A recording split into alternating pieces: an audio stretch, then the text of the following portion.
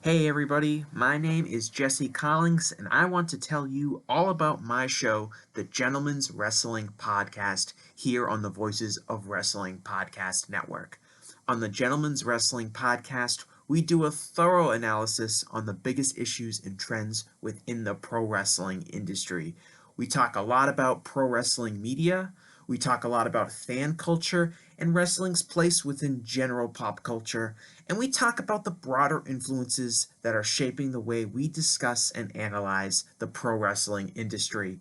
We've had some of the brightest minds in the pro wrestling intelligentsia on the show, including WrestleNomics host Brandon Thurston, both Rich Craich and Joe Lanza from the Flagship Wrestling Podcast, Trevor Dame from the Through the Years podcast, and a whole lot more.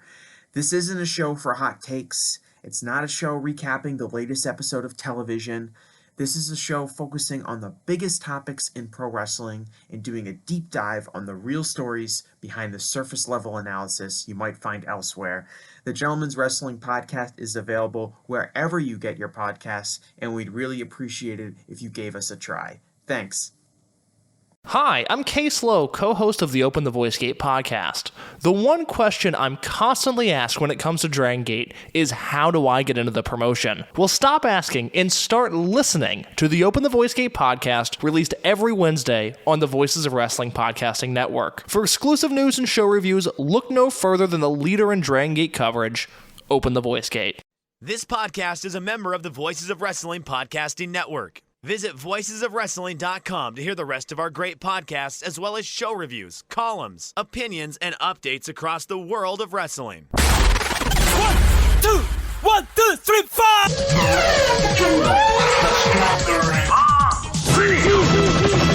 It's KC time!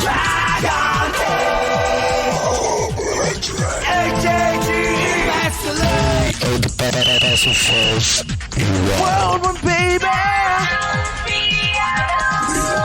Extreme.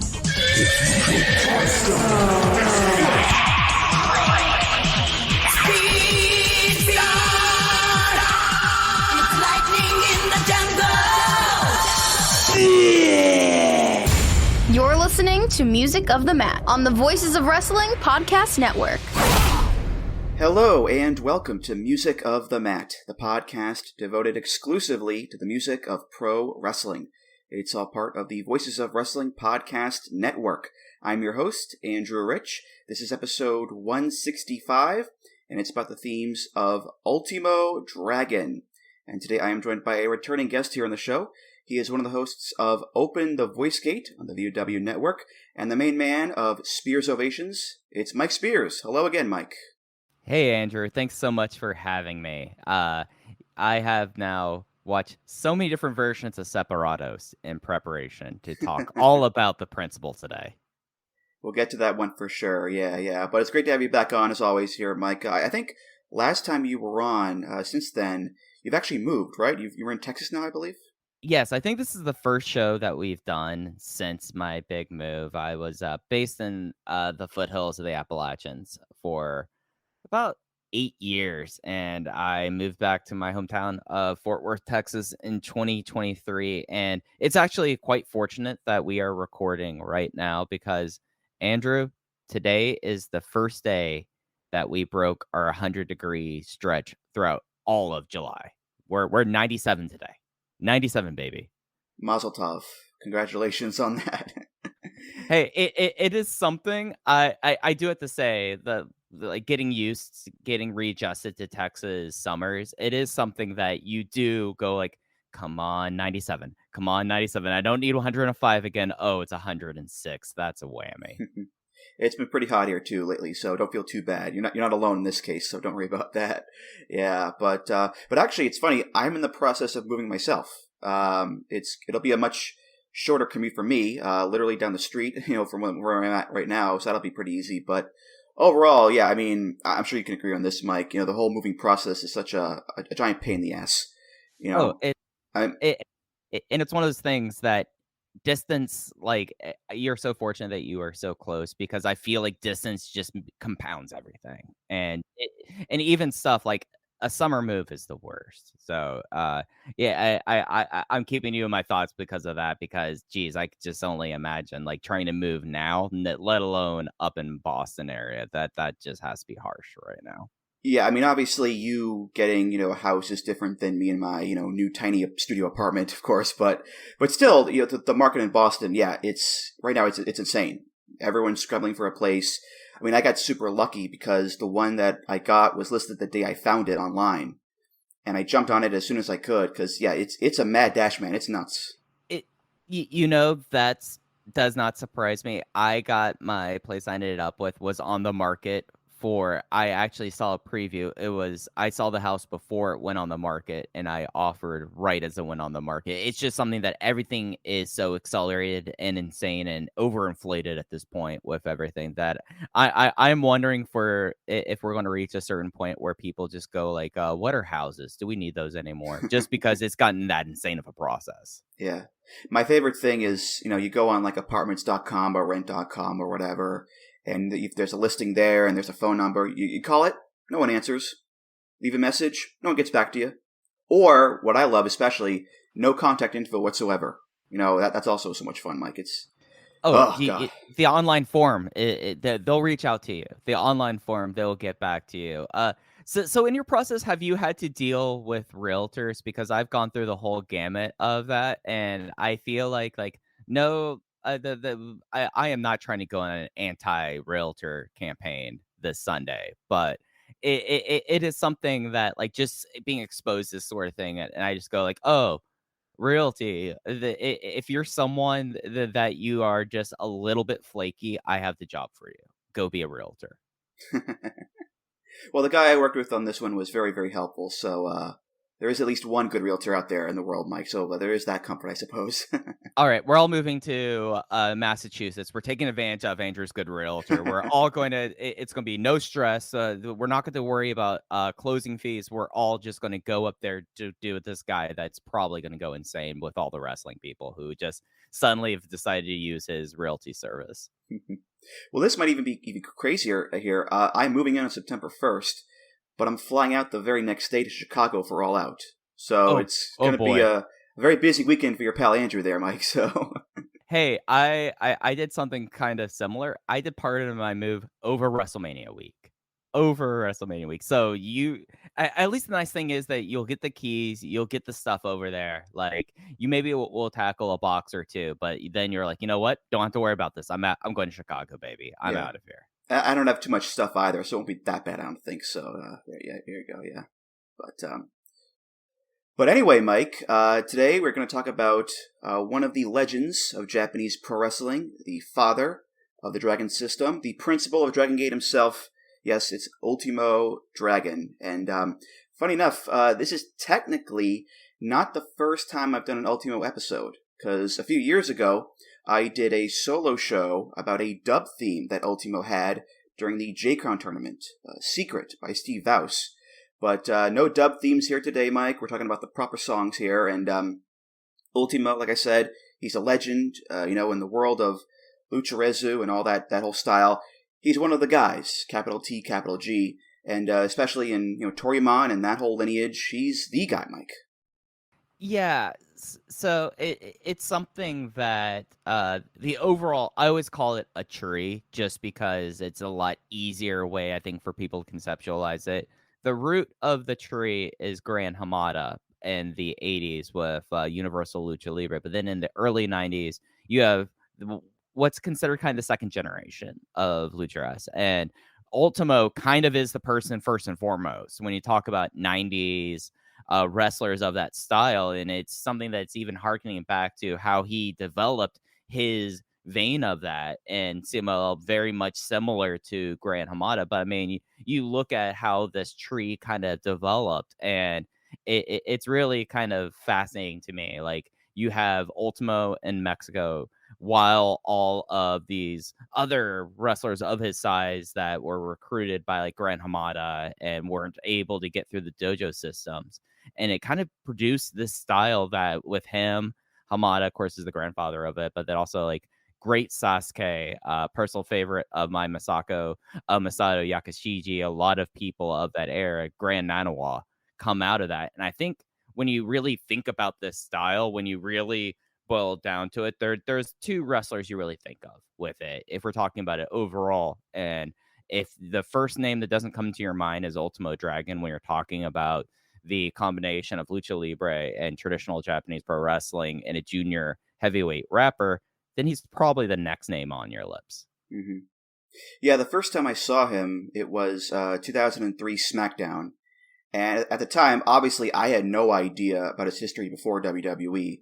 I had no idea about lucharesu and what that was or what Toryumon was. I had no idea about his time in Mexico and all that stuff in New Japan and war and other Japanese companies. I mean, the picture of him with the J Crown belts, that famous picture, and of course his WCW stuff as well. I had no idea about any of that, and they never really gave him a serious push in WWE either. But I still got hooked on him because he had a cool look. I love the mask and the gear. He had a cool entrance, which we'll get to later on, and he had a really cool move, the Acai DDT, which just blew my mind back in the day. And in fact, true story here, when I bought Here Comes the Pain, the first guy I wrestled as was Ultimo Dragon, because I wanted to do the Acai DDT in the game. And as time has gone on, I've definitely learned and watched a bunch of his stuff from the 90s and from Japan and all that. And now I see him, in Dragon Gate, of course, nowadays. But even as a kid, without any knowledge of all that stuff, he just had this kind of alluring aura about him in a way, Mike. Yeah, he has, it's almost mystical in a way. And it's something that a kind of aura that I feel like is absent.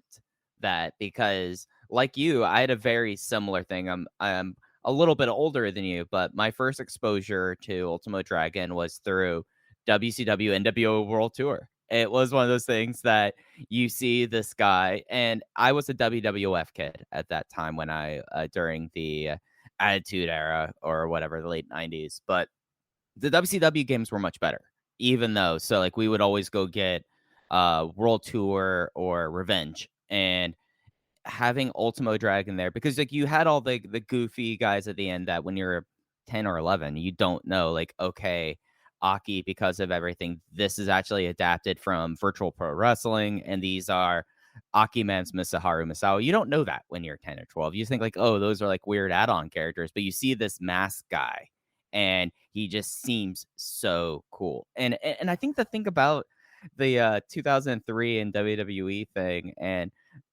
all the layers to this is it develops a character in a way that you don't really see nowadays. And I don't know if that is just the change of pro wrestling media or what have you, but Ultimo kind of is the last of the breed of the, I would say, larger than life superstar, because I don't feel that way when I happen on a show and it's Kazuchika Okada coming out.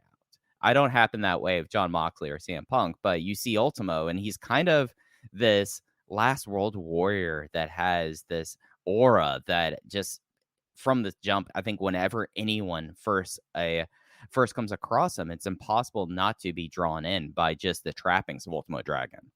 Mm-hmm. Well, I think the mask does help in a lot of ways. I mean, there's that air of mystery about him, I guess, with his face covered, I suppose. Yeah.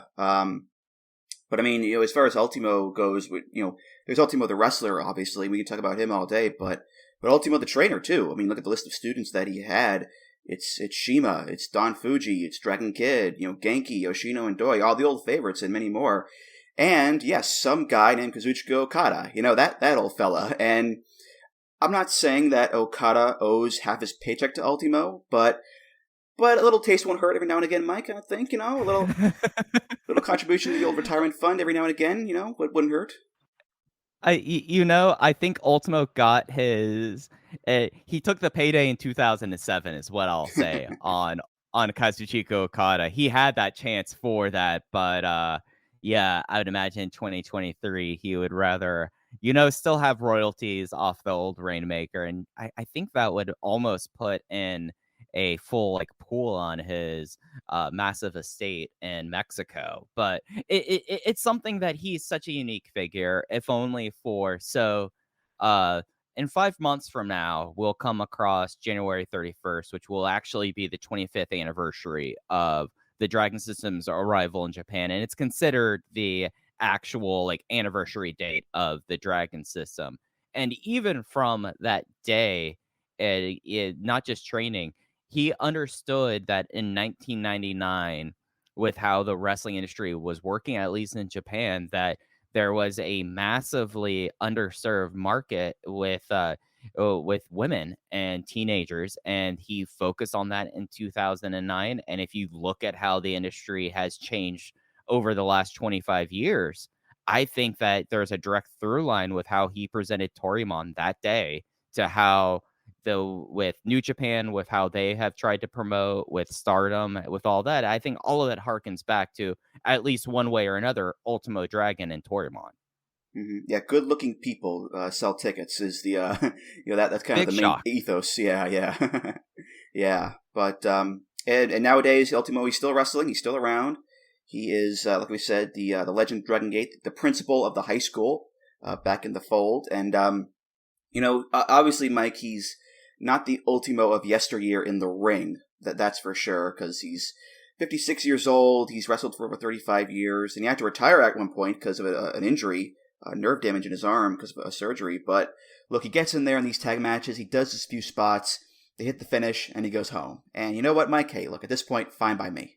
Yeah, and it's something that it's such a unique thing with Ultimo back in Dragon Gate. Now, we're actually coming up, like next year will be 5 years of in the era of Ultimo being a person talked about versus just whispered and dispersion said. But it's something where it's kind of interesting, and it's one of those things that I think kind of like an ongoing discourse with Dragon Gate amongst international fans as, what is this Dragon Gate? Is this the Dragon Gate that I knew whenever I got in, and versus that?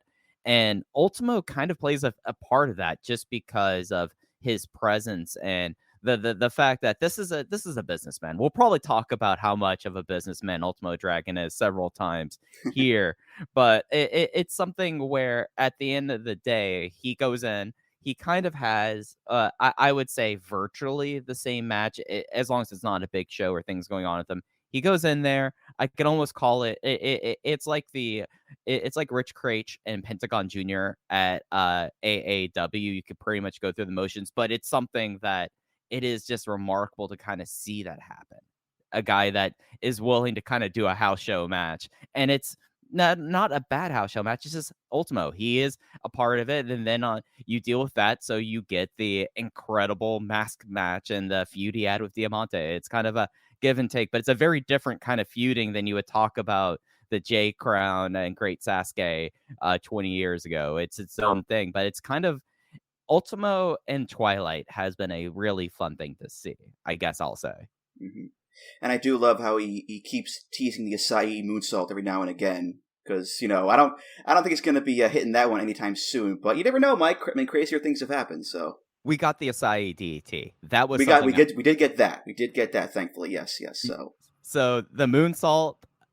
Who knows? I think that it's something that he's just going to constantly go, and as long as the crowds react to it, he's going to make that tease. I don't think he's ever going up for it. I've watched enough Charlie Brown to know that Charlie's not going to kick that football. Look, if he's not climbing over a cage, he's not doing a springboard moonsault. Okay, it's just it is what it is. It is what it is. But that's Ultimo for you, though. Yeah. Well, let's get to these themes here, and the way we're going to do this one here, Mike, we'll do it in 4 sections. We're going to do a medley of his themes that he had at CMLL in Mexico. Then we're going to do a medley of his WCW themes.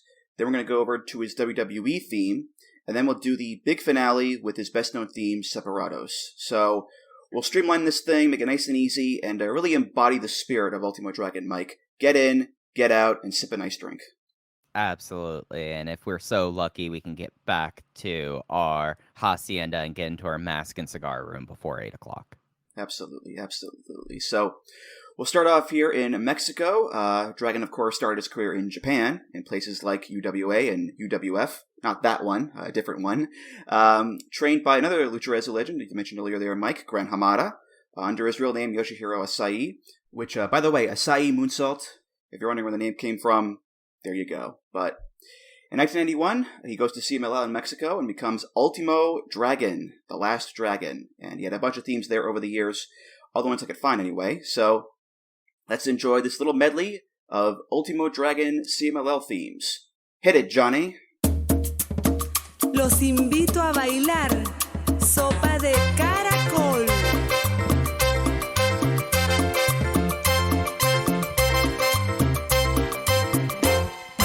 Watanegi Konsu, yupi pati, Julie Ronnie Wanaga. Watanegi Konsu, yupi pati, Julie Ronnie Wanaga. Watawinegi Konsu, Watawinegi Wanaga. Watawinegi Konsu, Watawinegi Wanaga. Si tú quieres bailar sopa de caracol, Watanegi Konsu.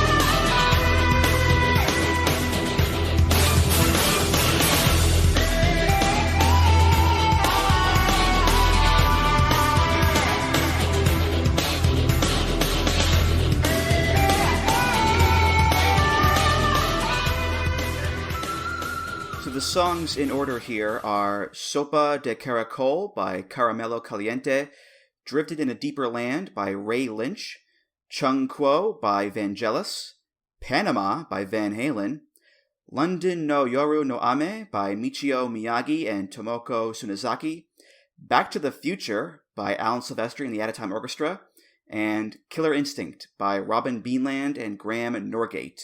So a very eclectic mix of music here, Mike, that's for sure. Everything from Latin dance music to ethereal new age to electronica, Van Halen, Back to the Future. It's a real hodgepodge, as they say. But listen, it's Mexico, and the music stylings of Lucha Libre are quite chaotic, I think. So it's to be expected, Mike, for sure.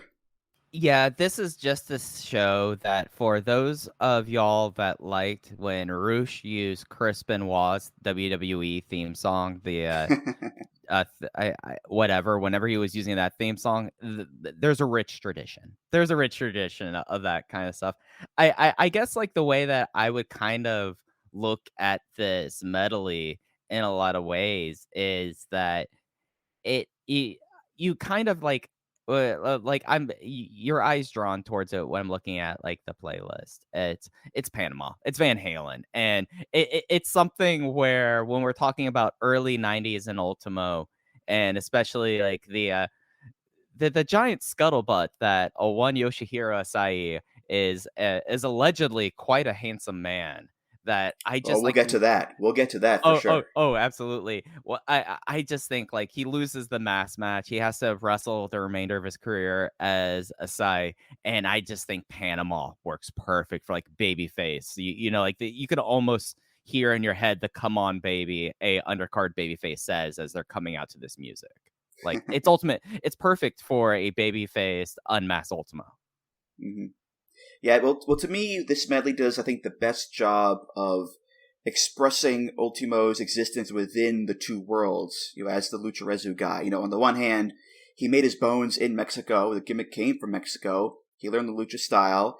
So that is represented with a song like Sopa de Caracol, of course. And on the other hand, he is Japanese. He is the Dragon. He's a Pearl legend. So yeah, you've also got the East Asian music in there too, so it plays to both sides of that coin, I think. And yes, there's Van Halen as well, but that's just a kick-ass song, and Ultimo did kick-ass in his heyday, so that works too, Mike, I suppose. Yeah, and it is something that I find very interesting, the propensity for like Ray Lynch and Vangelis, like that style of not even new age. I know Ray Lynch was very much against that, but the alternative music that kind of was coming out there. I mean, like the thing that got me was I did not know that there was another Vangelis song other than Chariots of Fire.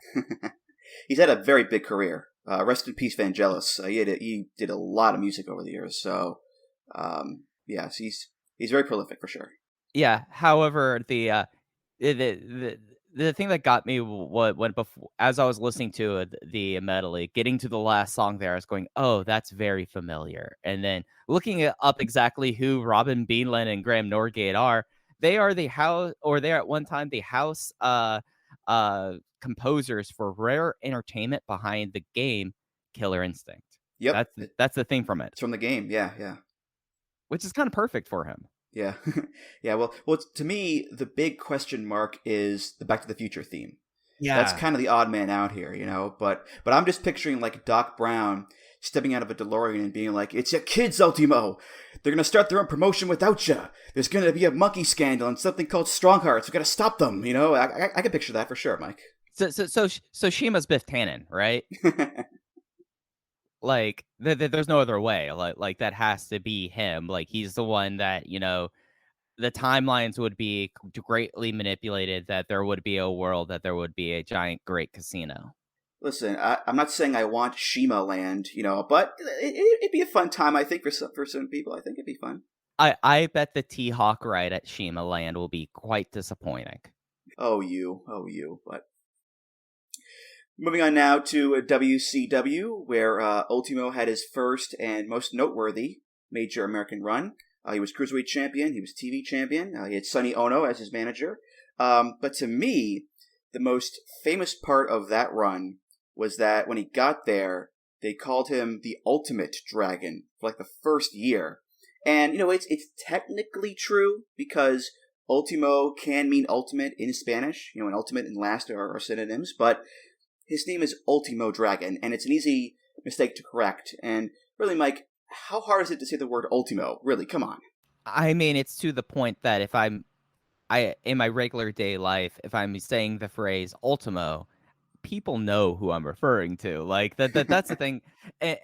And also, like, I'm certain I'm getting the time frame a little bit off here, but why would you call him Ultimate Dragon when you have Warrior in that company?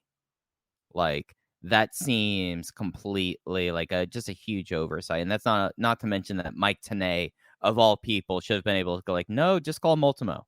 Like there's just giant. How did this happen? That's what I'm coming to, Andrew. How did this happen? WCW, man. It's just that company. That company was very strange, but regardless, we do have another medley of songs here about Ultimo's themes in WCW. So let's hear the Ultimo/Ultimate/Ultravox/Ultramantis Dragon WCW medley. Hit it again, Johnny.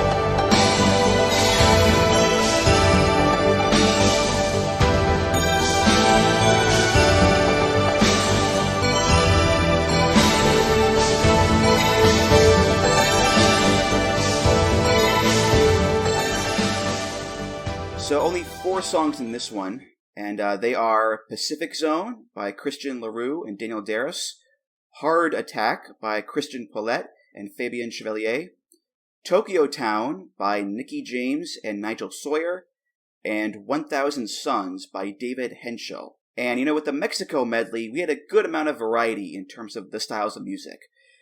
This one, not so much, because with the exception of Hard Attack, which is a very 90s computery kind of metal-y song, every other song on this one pretty much just says the same thing. And that's, he's Asian. He's Asian. Do you get it? He's Asian. When you have songs called Pacific Zone and Tokyo Town, not much wiggle room for the genres there, Mike, I don't think.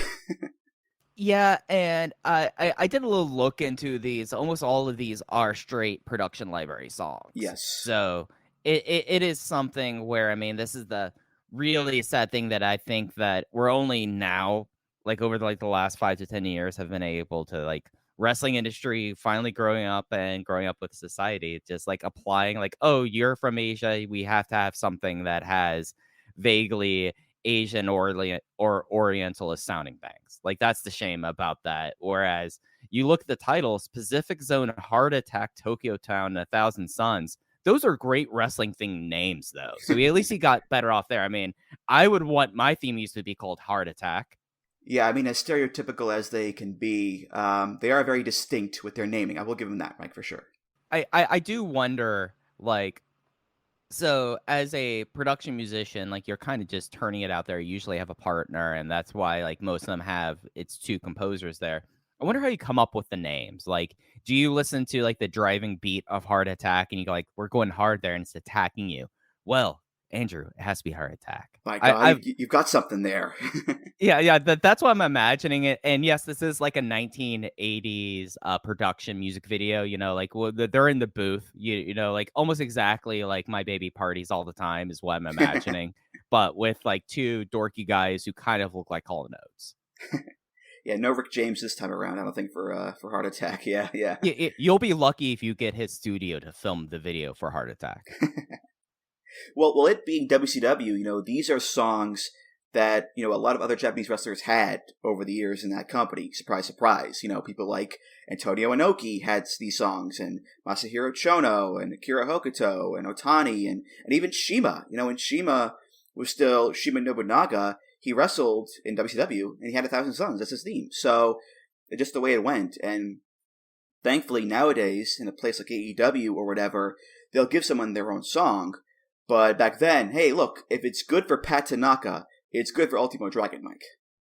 Yeah, and it is something that, like, going through DGUSA, and, like, that was, like, a time that, I mean, like, at least from my knowledge, I mean, the secret to how your music's getting played is that if you have the CD or if you're able to load it up on the phone. That was not the case back then, and how could it be the case for Ultimo at that time? But going through DGUSA and at a time where, like, you know that they care about that kind of stuff, and you hear an old theme, you're like, oh, okay, we're back to it. But yeah, it's something I want to go, and I think he has a book that I've not read that I've heard a lot about. Sonny Ono probably, I know he sued WCW or Turner for racial discrimination, but just because of like that's where everyone went to was WCW. I mean, Yuji Nagata was over in WCW. Manabu Nakanishi, WCW. Yeah, like Kurosawa under the name Kurosawa.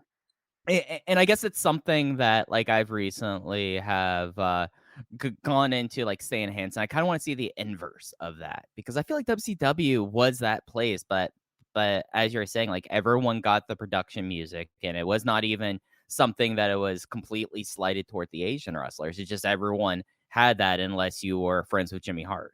Mm-hmm. Well, I mean, the idea of reusing these production library songs, that was true regardless of your race or whatever. I mean, so many guys would just get the same songs over and over again as the years went by. So it's not really like a Japanese thing specifically. It was just kind of the way it went. And unfortunately, when you have Japanese wrestlers, they kind of get shafted with the same kind of sound. So it just kind of, you know, that's kind of the reasoning there, I suppose. Yeah.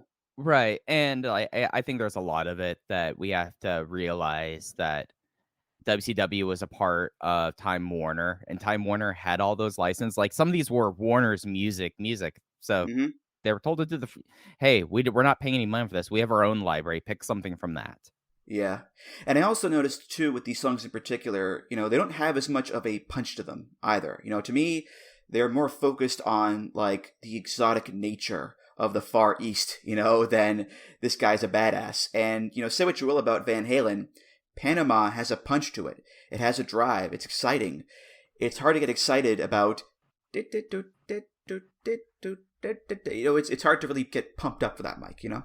Yeah, and you know what would be like the interesting compare and contrast. I'm blanking on what the final title was but Shingo Takagi's Dragon Gate theme, because you have like the traditional instruments and rhythms and like this, but you still have the singers and the driving beat that you know, like okay, Shingo, like the time for him to make his entrance is here. He hits his pose on this note, and he always would.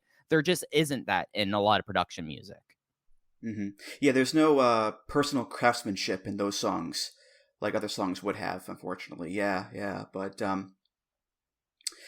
anyway, 2003, an unretired Ultimo Dragon signs with WWE, debuting in Madison Square Garden, which is pretty cool. And they last there for about a year in the SmackDown Cruiserweight division.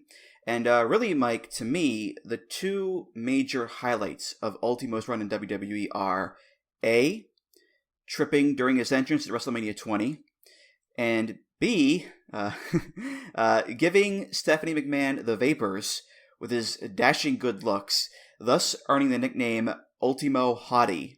And let me tell you, Mike, the alternate timeline where Ultimo Dragon marries Stephanie, and we get 15-time world champion Ultimo Dragon and Toryumon Takeover Brooklyn and all that good stuff. I want to go to there, Mike. I want to go to there. Hey, if current muckrakers and social media scuttlebutt are true, Ultimo still got a chance. I mean, I mean, who's to say that? Look, I'm surprised we've gone about a half an hour before me talking about it. If you look at Ultimo's Instagram, I know I refer to this a lot in Open the Voice Gate. This guy is leading a pretty idyllic life. Why wouldn't Stephanie McMahon want to go tour the Cohiba factory in Havana? Why wouldn't she want to go to he gets invited to these fancy cocktail parties where it's Ultimo in a tuxedo and his mask. Stephanie would fit in like a glove there. I for one am hoping that rumor is true and that both rumors are true and that they find each other late in life. I feel like that'd be good for them. Mm-hmm. Yeah, there was a photo from backstage at Mania 20 of all the Cruiserweight guys because they were all in a match together. And I remember seeing that photo for the first time and being like, who's that Asian guy? I don't recognize him at all. And then I realized, oh my god, that's Ultimo without the mask on. And yeah, he's a good-looking guy. So, I'm sure as time has gone on, he's gotten better with age too. So yeah, I can imagine any lady would be lucky to snag Ultimo, for sure, Mike. I mean, she might have to go do a couple of tours where I mean, Ultimo has his own merch stable. There's Dragon Gate, and you can go get your Madoka Kakuta towel, but you also have to go over to the Ultimo table, which is handled its own thing. Maybe it's something that she's taking a step back. Maybe she's okay with helping out her partner and running his table at Kobe Sumbo Hall once a month. Who's to say? What could have been? But listen, never say never, Mike. It's pro wrestling after all. Never say never. Hey, this guy is perfect proof of that. Yeah, exactly. But anyway, Ultimo's WWE theme is by Jim Johnston, and it's called Dragon.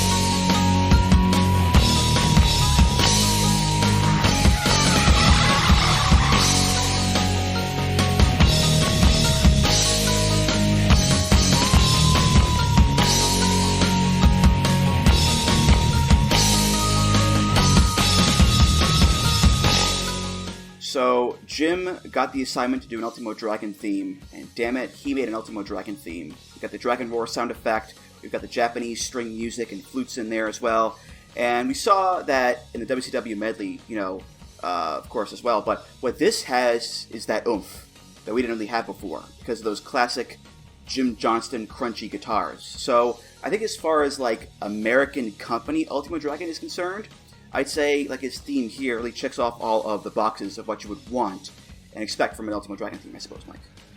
Yeah, and it's something where, as you said, Jim Johnson understands how to construct a wrestling theme. So he brings in the guitars, adding in the extra element there, having the stinger moments, and it's something where outside of Separados, this is the song I identify with Ultimo Dragon. I feel like you might be similar with how you first came across them. It's just it's just a great theme song, and it fits in, and it is something that, I mean, to this day, I know Ultimo does carry around his music, but if I went to an indie show that somehow Ultimo is there, I am not paying my $200 for his mask, but I would feel pretty okay if instead of Separados, we heard Dragon.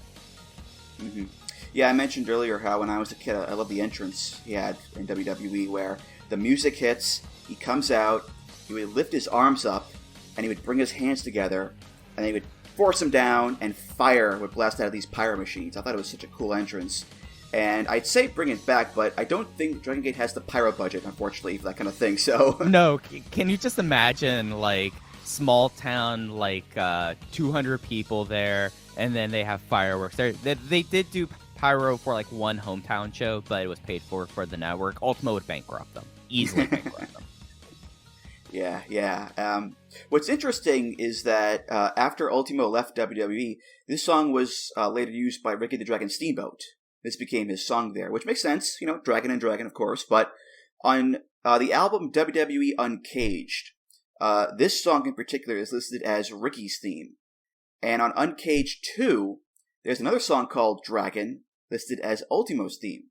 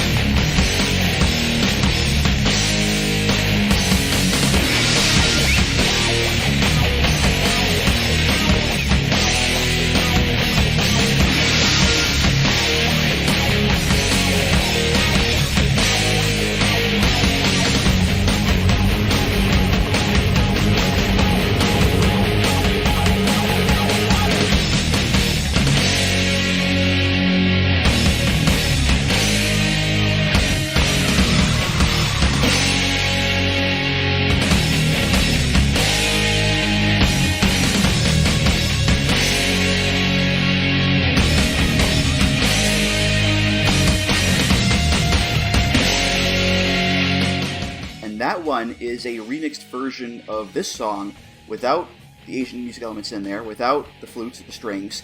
It's just a dragon roar at the start and the guitar riffs. But Ultimo never used that version. He only used this version. So it can be a little bit confusing there if you check out, the albums, because as far as I know, Mike, this is the only WWE song Ultimo had.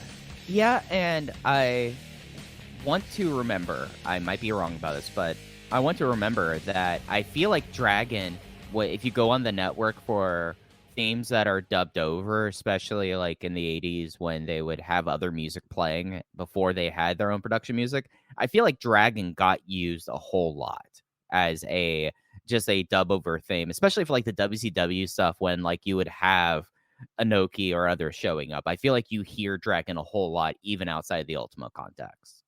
Mm-hmm. It wouldn't shock me at all. Right, yeah. Especially for Ricky, who had, Sirius as his song. Oh, absolutely.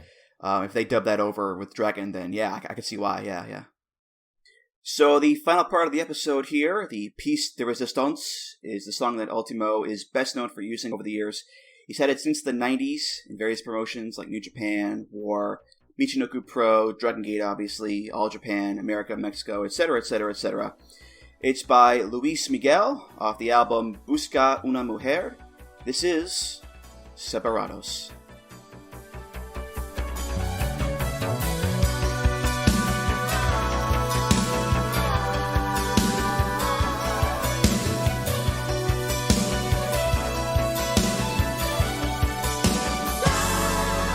Cuántas noches me acuerdo de ti, cuántas risas me aburro a morir. Cuánto buen amigo es enemigo de pronto sin ti. Cuántas veces no quiero dormir esperando una historia genial, pero nunca toca la noche loca sin ti. Separados como tontos, separados porque sí, separados porque hay algo que va mal, separados por el frío, separados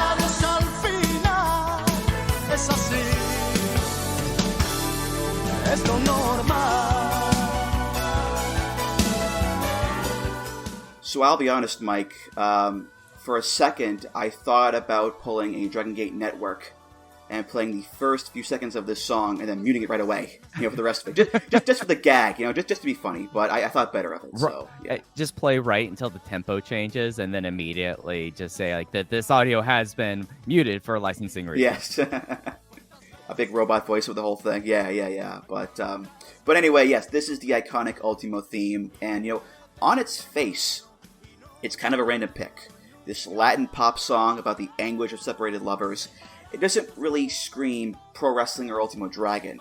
But again, if you know Ultimo's backstory, if you know about his time in Mexico and his immersion into that culture, then him having a Spanish song makes a lot more sense. I'm sure he heard this song on the radio when he was in Mexico, perhaps, or he bought the album over there and thought, you know what? I want this as my song. Again, topic-wise, it may be a bit unfitting, but culturally and personally, you could see why he would have it, Mike. Yeah, and I think the cultural thing is what makes this so special. It wasn't until Ultimo came back in 2019 that I came across Luis Miguel. I had no awareness of who this guy was, and because of Separados and discovering about Luis Miguel, so for people who don't know, his nickname is El Sol de Mexico. I said Sol, not Hijo. So he's the son of Mexico. He is considered, and Frank Sinatra said this as much when he was alive, he's considered the Latin Frank Sinatra. Before Bad Bunny was a thing, he had all the highest grossing tours in Mexico and across Latin America. And have you had a chance to watch Luis Miguel perform this song? I know I've been going off about this. He is such a magnetic performer that it makes sense that Ultimo maybe was flipping through the channels or was in the car in the late 80s, early 90s, and he heard this, and he's immediately like, oh, that is me. And with a song that all the lyrics are in Spanish, Luis Miguel is the one major Latin American musician who never crossed over to English in the 90s. So when you talk about Selena or Gloria Estefan, he was the one who stuck to his guns. But the lyrics in Spanish, it makes a lot of sense how this would resonate with someone as soulful as one Ultimo Dragon. Yeah, I mean, besides everything, it's a great song. I mean, the opening with the dun dun dun dun dun dun on the keyboards, and it builds up with the background choir, and the bass line's popping, and Luis Miguel is just pitch perfect in the song. The chorus is so catchy too. I mean, lyrics aside, it's a damn good entrance theme, Mike.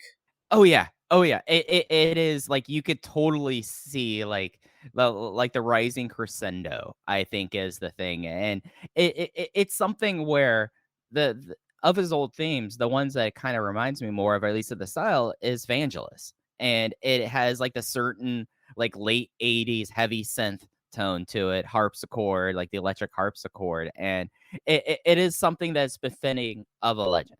It is a theme song that if you're Ultimo Dragon, you could come up to the song and everyone's like, oh yeah, this is Ultimo. This is that. You can't have Kaito Nagano come out to this music without it outright being on its face. I mean, there's a reason why they made a big joke on when Big R or Big Boss Shimizu, I always call him Big R, Big Boss Shimizu became Bukotomo Dragon and did his own cover of Separados as his theme music. There's a reason why that works so well, because this is such an emblematic and just a legendary song that it does not make sense for anyone else other than Ultimo. Mm-hmm. Yeah, I mean, at this point, it would feel weird for him to not have the song. We've just gotten so used to it over the years, it just feels right for him to come out to it. And would it be easier if they didn't have to mute it every time on the network when he comes out? Sure, of course, but it's Ultimo Dragon. He's going to come out to Separados whether you can play it or not. It's just the way it goes, Mike. Yeah, and we asked Jay Church one of the times he was on Open the Voice Gate. For those who don't know, Jay is the English broadcaster for Dragon Gate, and also basically, if there's anything you see out of Dragon Gate that isn't English, Jay translated that for you. But he actually explained to me the entire scenario about why they have this muted versus the other music, whereas the other reason, Separados is a uniquely difficult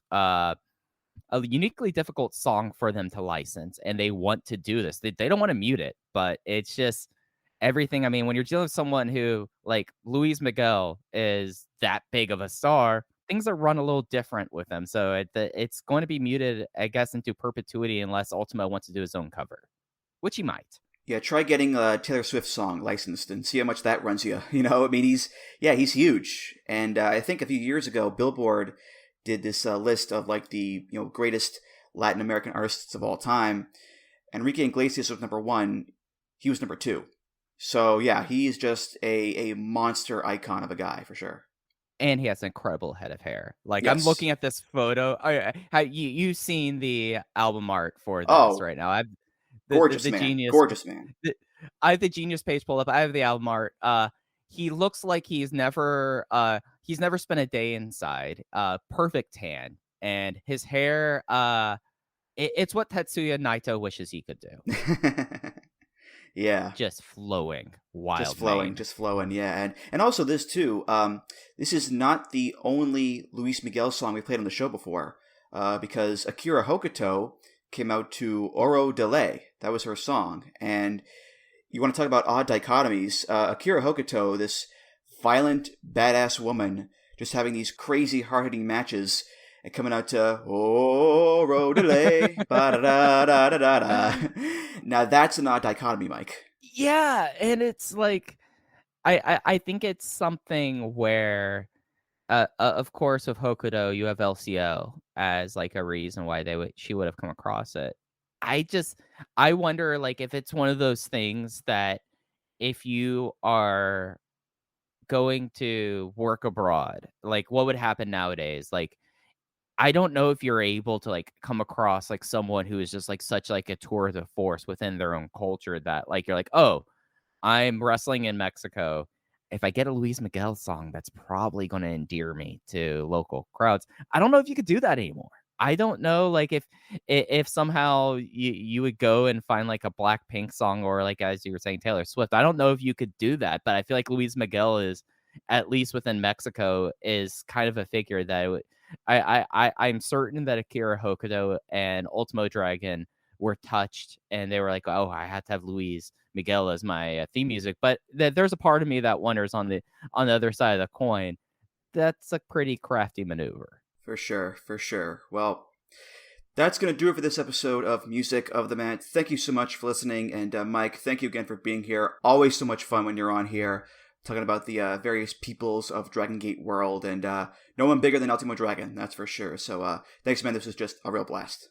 Yeah, thank you so much for having me. Ultimo is someone that I feel like one day I will have like a fully formed, like complete take on him, but until then, it's ever evolving. So and like his music, ever evolving until he found the perfect thing. One day I'll come to that, but.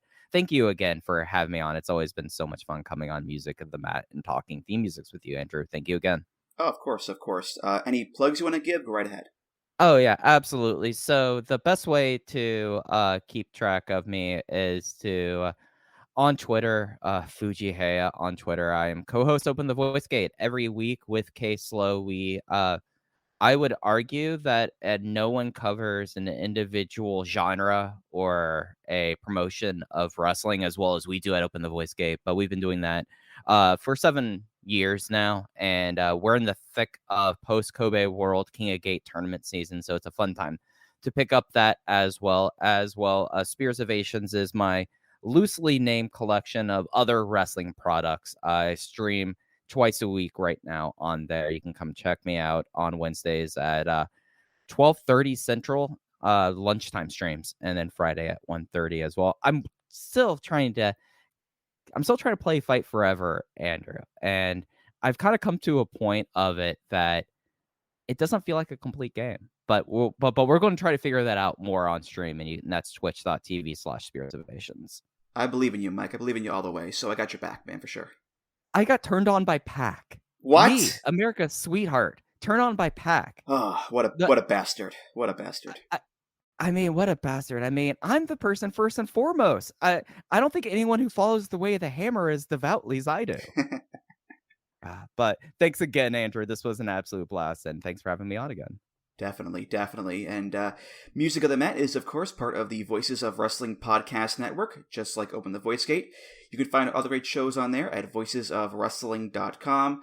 Follow the show on Twitter at Music of the Mat. Follow me on Twitter at Andrew T. Rich.